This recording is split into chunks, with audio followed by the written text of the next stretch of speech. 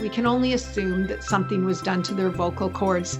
And so Snoop's adopter dad started howling with him, because if you howl with a beagle, they want to howl with you.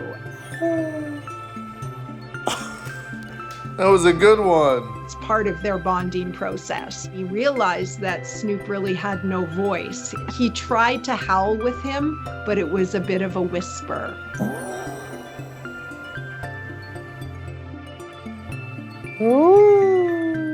It was bittersweet to see, because he obviously wanted to do what he was meant to do, but of course his voice was not entirely there. It just makes you realize that it's a blessing to be able to rescue them and place them into homes, but they do suffer. There's residual effects after being in the laboratory for sure.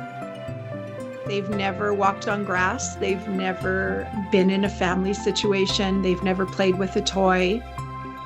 They've only been confined for testing purposes. So they're very timid. They're not entirely sure about humans, and that's exactly how Snoop was. Most dogs, you put your hand out to pet them and they're loving it, but he would shrink back, definitely was not trusting of people. He was one of the most traumatized dogs that we've rescued out of laboratory testing.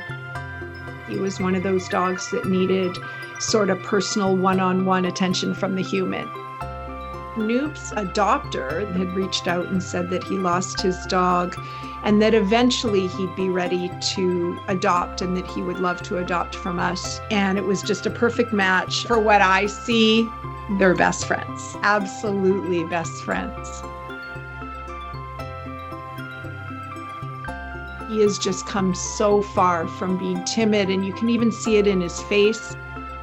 Now he's a little bit more bold. He's out in the world, rolling around and just open to enjoying the outside world. He trusts the people he's with and he enjoys his life, and it's just been incredible to see. It's been a really amazing progress story and just a happy ending for us. And it never ends because he's always progressing. It's amazing.